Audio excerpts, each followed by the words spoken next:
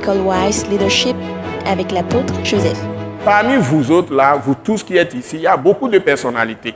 Il y a des cadres supérieurs, il y a des directeurs, il y a des hommes d'affaires parmi vous. Je voudrais vous dire ce que Dieu m'a dit aujourd'hui. Et je dois porter à la connaissance de tout le corps de Christ. Vous savez, toute la nation, toute une nation, tout le pays appartient à Jésus-Christ. Je répète, toute la nation, tout le pays appartient à notre Dieu. Le Dieu qui a créé les cieux, le cultivateur lui appartient. Le pêcheur lui appartient. C'est lui qui a enseigné à faire l'agriculture. Dieu me l'a rappelé aujourd'hui, c'est dans Ésaïe. Ésaïe 28. Pour semer, c'est Dieu qui a enseigné ça aux hommes. Pour faire la pêche, c'est Dieu qui a enseigné.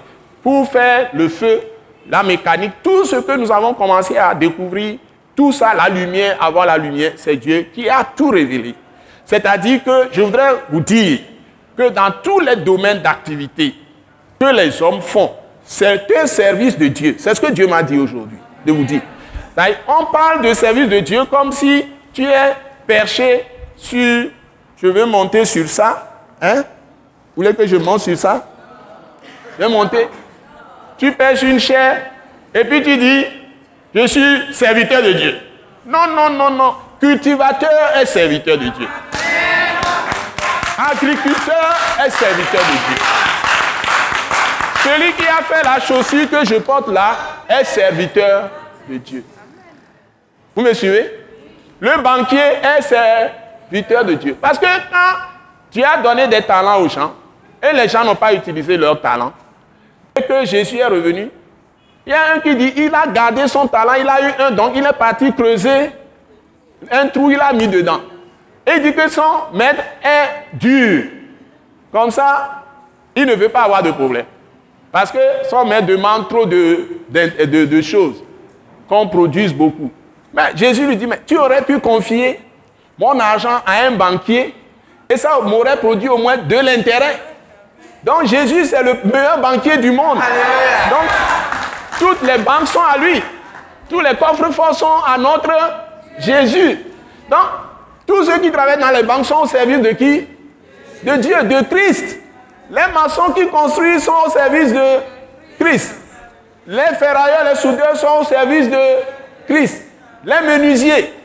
Et la femme qui fait à manger là, qui fait la pâte à son mari, est au service de Dieu. Jésus même avait faim. Et on lui préparait à manger. Donc, tout ce que nous faisons, tout ce qui se passe, c'est Dieu qui a organisé la société. Ceux qui sont les rois, ils sont aussi appelés par Dieu. Ceux qui sont aujourd'hui les présidents, les premiers ministres, les ministres, ils sont au service de Dieu. Ceux qui sont les hommes de droit, qui doivent juger les conflits entre les gens, tout ça, pour qu'il y ait la paix dans la société, pour que les gens ne se vengent pas, entre eux ne se lèvent pas pour se régler leurs comptes, qui sont les magistrats, avec les gendarmes, les policiers, les huissiers et les gendarmes, tous ceux-là, ils sont au service de Dieu. Ne les voyez pas comme des ennemis, comme des diables. Non, le diable n'a aucune place. Il n'a même pas fait une aiguille. C'est un vaurien. Il n'est rien du tout. C'est un usurpateur. Est-ce que vous suivez? Donc, maintenant, ceux qui sont les sacrificateurs, maintenant, eux sont seulement au service de Dieu pour enseigner la parole de Dieu. Ceux qui sont pasteurs, c'est des gens que Dieu a choisis, ce sont les sacrificateurs, mais Dieu leur a doté, les a dotés de qualité, de patience pour marcher dans les cacas des brebis, les urines des brebis. Donc, ils supportent tout ça. C'est ça qu'on appelle pasteur. Un pasteur, c'est celui qui, on fait de lui-même une ordure, on marche sur lui, mais il peut supporter, il continue son travail. Il ne se décourage pas. C'est la qualité d'un bon berger, ça. Donc, les bergers, ce sont aussi des dons. Donc, ils sont là pour paître le peuple de Dieu, les consoler, les exhorter, les appeler à suivre Dieu, à respecter les règles de Dieu, etc. Ils sont aussi au service de Dieu. Les Lévites, qui sont les assistants des pasteurs aujourd'hui, ce sont les diacres, etc. Ils sont au service de Dieu, les diaconesses, les chantres, les musiciens, ceux qui font l'adoration, ils sont au service de Dieu. Donc, nous sommes tous au service de Dieu. Donc, quand tu as maintenant la vie de Dieu aujourd'hui, la vie de Christ, tu es fils de Dieu, partout où tu es, tu fais les choses dans l'Esprit de Dieu et tu le fais mieux parce que tu es dans la pensée même de Dieu qui a suscité toutes ces choses. Donc, il n'y a pas une séparation, une ligne de débarcation entre celui qui est agriculteur et quelqu'un qui maintenant se dit serviteur de Dieu dans une église. Ça n'existe pas. Tous ceux qui sont dans toutes les positions doivent tous être remplis du Saint-Esprit. Tu es en train de faire la part, si même tu es une femme ménagère, tu dois être rempli du Saint-Esprit. Ne me dis pas que tu es femme et donc ton travail c'est d'aller évangéliser, tu laisses ton mari mourir de faim. Et que tu es en train de travailler pour Dieu dans l'église. Ça n'a rien à voir avec ta pensée. Ça, c'est de la folie.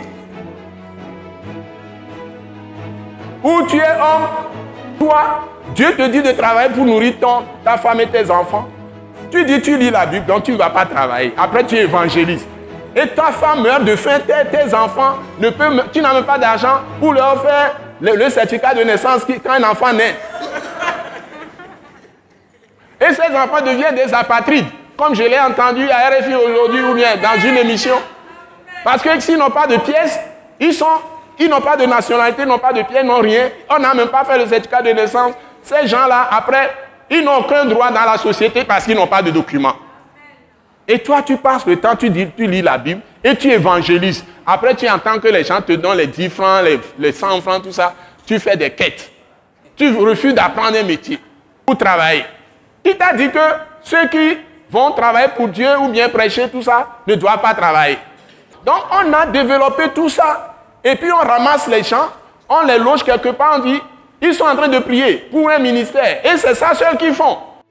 Tous ceux qui ont fait le travail de Dieu, c'est des travailleurs que Jésus a saisis. Et ils ont travaillé jusqu'à ce qu'ils ont leurs propres moyens, jusqu'à ce que les gens commencent à les soutenir. Mais ils ne se soumettent jamais au dictat des gens qui vont les soutenir parce qu'ils se sont préparés, ils ont une source de revenus avant même de se lancer dans le ministère temps plein et ne plus faire le travail qu'ils font d'habitude. Et c'est Dieu qui prend la relève pour les soutenir. Nous croyons que vous avez été bénis et édifiés à l'écoute de ce message et vous exhortons à persévérer dans la grâce de Dieu.